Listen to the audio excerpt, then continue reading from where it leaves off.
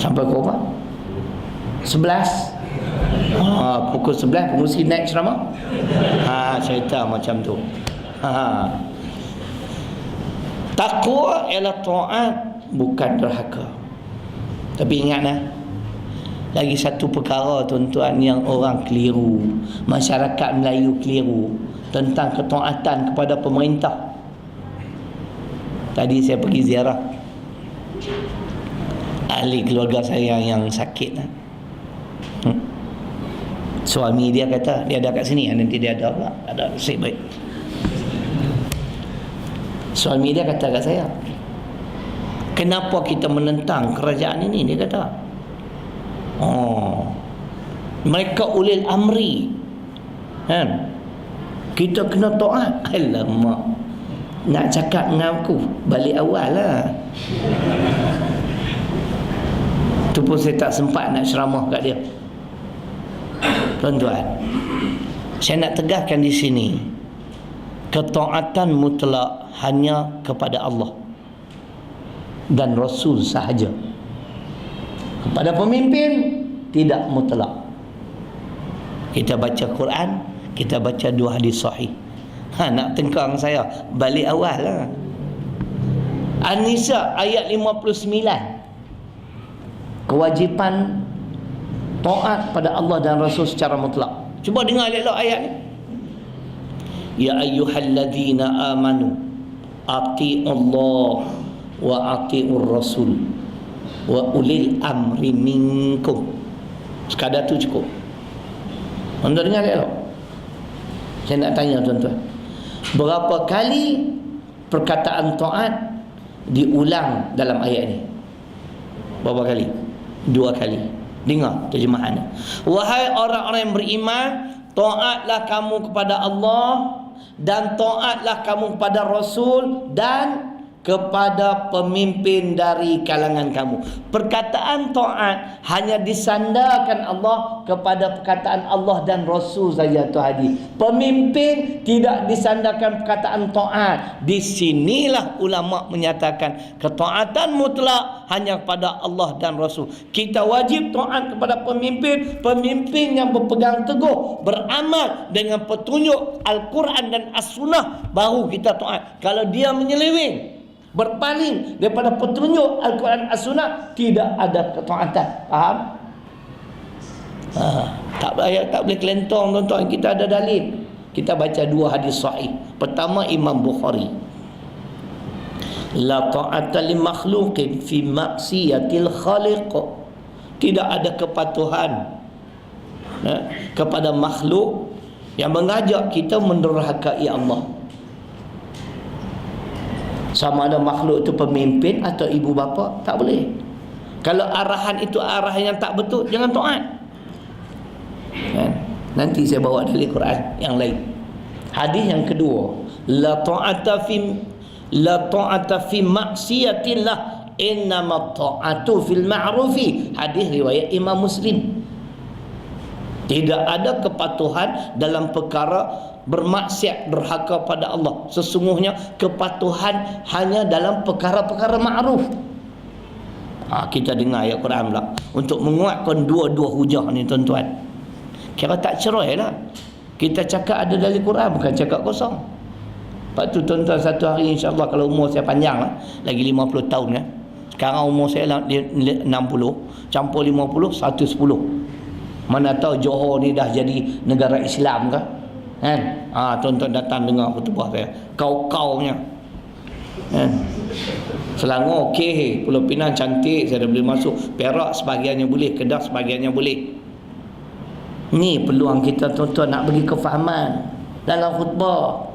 Bukan duk baca khutbah, tajuk khutbah pada hari ini penyakit TB. Weh, negeri hampa lah ni. Hampa ingat aku tak tahu ke?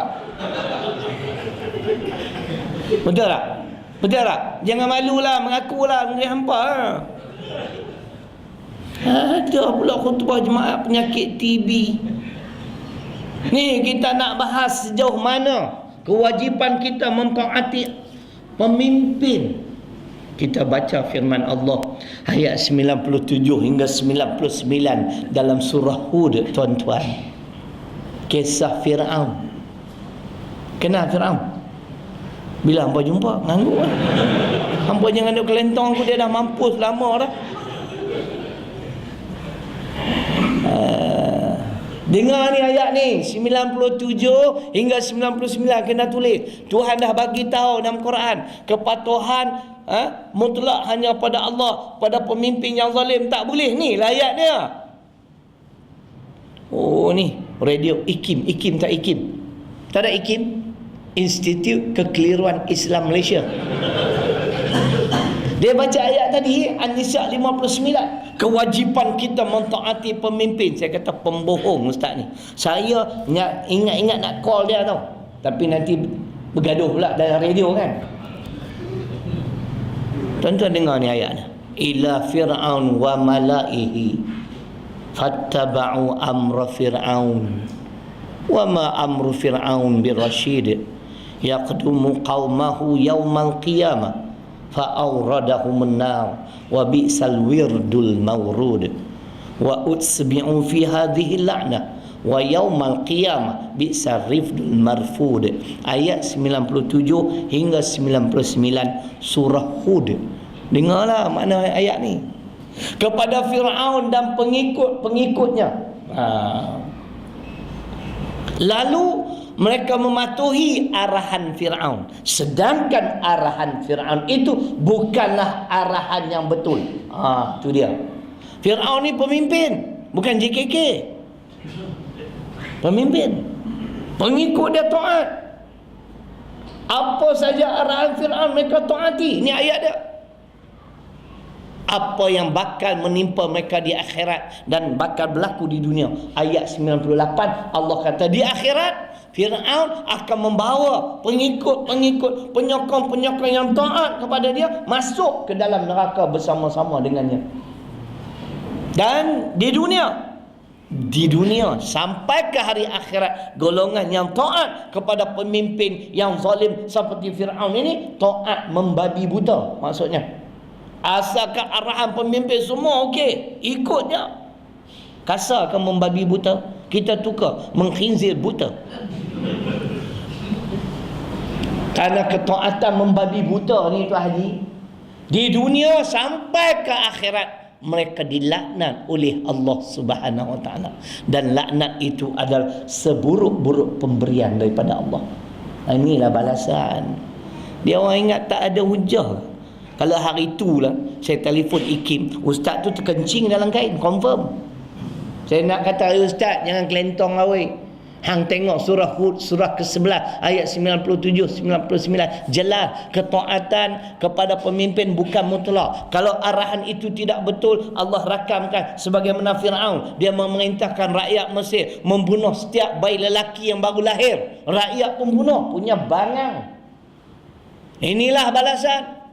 Mereka akan menyertai Fir'aun masuk ke dalam neraka Allah. Di dunia mereka dilaknat. Laknat mana ditimpa bala bencana. Jadi fahamlah. Taqwa huwa ayyuta'a fala yuqsa. Taat kepada Allah dan Rasul, bukan derhaka pada Allah dan Rasul. Taat kepada Allah ikut Quran, taat Rasul ikut as-sunnah. Boleh? Yang kedua kata Abdullah ibn Mas'ud radhiyallahu anhu, takwa yang kedua ialah ingat bukan lupa. Apa maksud? Kita hendaklah senantiasa menjadi seorang hamba yang senantiasa ingat akan kebesaran, keagungan dan kekuasaan ini hanya milik Allah, bukan milik makhluk, tuan-tuan. Apa kelebihan kita ingat kepada Allah? Allah jawab dalam surah Al-Baqarah ayat 152. Tuan-tuan kalau ada tafsir, kitab tafsir Arab Saudi, ayat ini pada muka surat 38 tafsirannya. Fadhkuruni azkurkum, maka ingatlah kamu kepada aku, nescaya aku akan mengingatimu. Apa maksud? Kita ingat kepada Allah, Allah ingat akan kita. Ketika senang kita ingat akan Allah, ketika susah kita ingat akan Allah, ketika mendapat kejayaan pun kita ingat akan Allah, ketika kita ditimpa kekalahan seperti Kedah pun kita tetap ingatkan Allah. Allah akan ingat kepada kita. Maksudnya tuan-tuan dan puan-puan, mana-mana hamba Allah yang senantiasa ingat akan Allah, mereka bakal dilimpahkan rahmat dan keampunan Allah Subhanahu wa taala. Sebab itu orang yang bertakwa ni hendaklah senantiasa ingat akan Allah. Jangan lupa. Cara untuk mengingati Allah sama ada dengan lidah. Bila kita baca Quran, mana kita ingat akan Allah. Solat tu sudah pasti, mau tak mau kena baca ayat Quran, khususnya Al-Fatihah, wajib, rukun qauli. Ingat dengan hati, kita berzikir dalam hati. Sambil driving kita tahlilkan la ilaha illallah, la apa, ataupun dengan anggota badan. Kan? Ketika orang semua ni sedap tidur, kita bangun awal, solat tahajud, solat hajat, solat witir. Kan? Ingat Allah dengan anggota badan. Allah akan senantiasa mengingati kita dengan melimpahkan rahmat kasih sayangnya, dan Allah akan mengampunkan dosa dan kesalahan kita. Ini orang-orang yang bertakwa. Sifat yang kedua, ingat bukan lupa. Yang ketiga, syukur bukan kufur. Ini sifat orang bertakwa. Dalam ayat yang sama Al-Baqarah, Allah menyatakan washkuruli wala takfurun. Al-Baqarah 152. Ayat tu